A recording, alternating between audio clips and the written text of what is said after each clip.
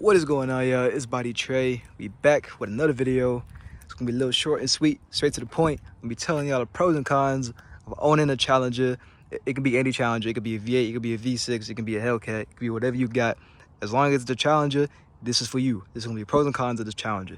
So I'm gonna get straight to it. We're gonna start off with the first pro, and obviously it has to be the body style. I know y'all see it. The car look amazing. I mean, at least in my opinion. Let me know how y'all think. It's 5% tinted on the windows. We got a little visor in the top. I feel like the body style is great. It gives it that real muscle car look. As you know, Dodge is known for muscle cars. It's American V8, V6, whatever you got. If you got the Challenger, it look crazy. All right, for the second pro of this car, this is gonna be my personal opinion. But as you can see, we got paddle shifters, and that's gonna be the second pro. Having paddle shifters and be able to manually shift your car is not something all cars have, mainly for sporty trims. You know, I'm kind of capping. Even Corollas got paddle shifters, but paddle shifters has to be a pro because some cars don't have them, especially on this too. I can slide this thing into M, which means I can shift it right here. I can go down to upshift, up to downshift. So that's another pro in my opinion. Third pro I'm gonna get into is this car got space. I don't know what people be telling y'all. If they say Challengers don't got space, tell them they cap right now. Cause look, this car got some big ass seats in the front, and you got seats in the back. And I've low key sat in the back, and it has some room. I don't know if y'all can see the light is so, I'm gonna give a con right now because this is my video. Look, these lights are so trash, bro. They're not bright at all. It only covers the seat, and that's about it. So that's gonna be the con. But look, back to the pro. This thing has space in the back. You can sit in the back. You know, all I gotta do is put the seat up a little bit, and you got room in the back. So this car does have space. That's gonna be for the third pro. All right, fourth pro I'm gonna say is gotta be, this probably goes into third hand in hand because it both have to go with space, but it has to be this, y'all.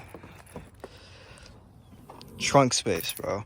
I know I don't got a lot of stuff in here, but look, this thing has a big gap in this trunk, which means you can put a whole bunch of stuff in here. You can put a dead body if you want, put your groceries in here if you want, put a whole bunch of bullshit in here if you want. It has great space, and yeah, it just has good space. And my car doesn't have no spare tire down here, but I'm pretty sure you can get a trim that has a spare tire. You can fit a whole spare in this. That's how much trunk space a Challenger has. And mind you, again, this is a two-door coupe with a big trunk, bigger than other cars, bigger than sedans. So just let that be known. This car has good space. All right, since I'm gonna add that to the third pro, we're gonna get on to the fourth. The fourth pro has to be the remote start. As you can see, I got my lock, got my unlock, double tap for the trunk, and I can double tap for the remote start. That's the main pro. When you can double tap this button, it'll start at the car. I ain't gonna do it right now because I ain't leaving. But if you double tap this button, this will start at the car, and you can get right to work.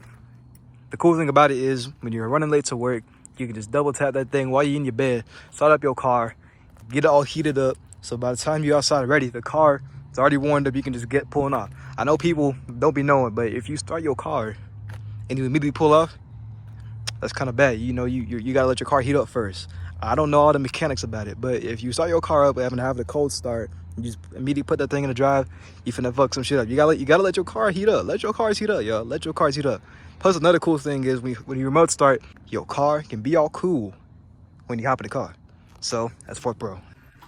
You double tap the button, and the car start up like nothing. Now I'm gonna go on with the fifth pro, which has to be, once again, in my opinion, that this car has excellent modding capability. As you know, I have a last call 2023 Challenger RT, and the thing about this car is, if you give me a second, hold on. The cool thing about this car is that I can turn this car into a Hellcat if I wanted to, and if I got the money to, which is going to be the future plan. Because I heard about with these cars, you can slap a Hellcat supercharger on this thing. As long as you got all the parts to support it, this car can be a Hellcat with the 5.7 engine. That has to be the fifth pro. And I'm going to give a little honorable mention for y'all, because why not? Honorable mention is this car has really comfy seats. And I know mine doesn't have the leather seats. I rather prefer the cloth seats that it has, because leather seats get hot, and I'm in Cali. Summer is not something to play around with. We got 100-degree weather. I'm burning up, feel like I'm in hell. So we got cloth seats. When I hop in this car, the seats are not burning my ass cheeks. It's actually really cool. So that's an honorable mention for y'all. Now we're gonna hop into the cons. First con we're gonna get into is this car is really heavy. which is why everyone calls it a boat, because number one, this car weighs, I think it's around 4,300 pounds, and most cars are not even in the 4,000 pound range, and they'd be fast as hell.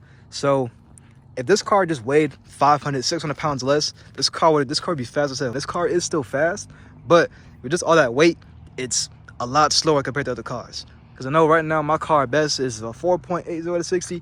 Shave off some pounds off of that, that thing gets to 4.2 just like that. But since it is a boat, weighs a lot, that's gonna be the first con.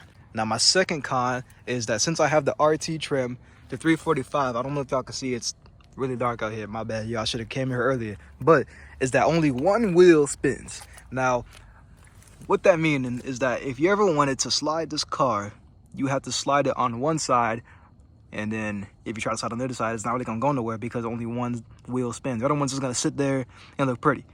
And for me to actually have both wheels spin, I have to get a scat pack differential or a Hellcat differential for both wheels to spin. So that's gonna be the second con for me.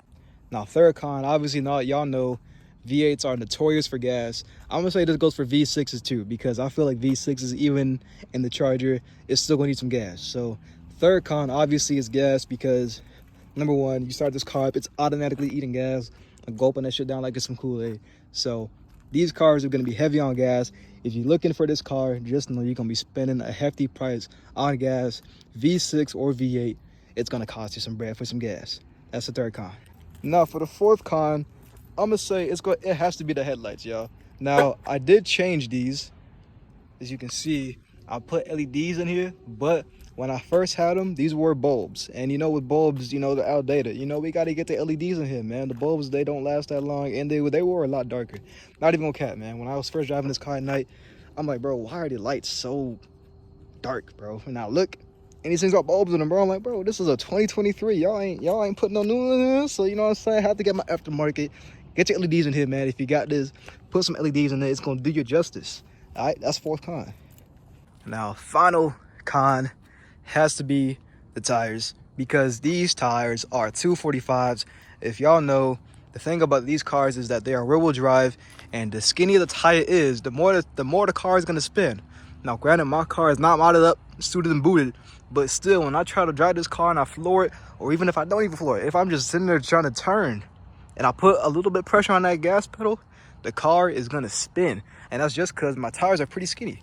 Now, I know it comes with 245s in the front and the back. 245s in the front is all right, but 245s in the back is a no-go. Like I'm saying, if y'all in the market for this car, make sure y'all put at least a 275 or preferably a 305 in the back tire.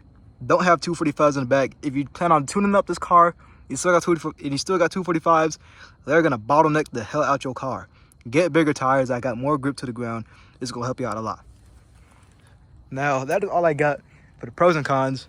If I missed anything, which I probably have, this is my opinion. I got 5 pros, 5 cons. Let me know in the comments. Write it down there, and you know, we can all discuss about it in the comments. So hopefully y'all appreciate the video. Leave a like, subscribe, do what the hell y'all want to do, and I'll catch you on the next one.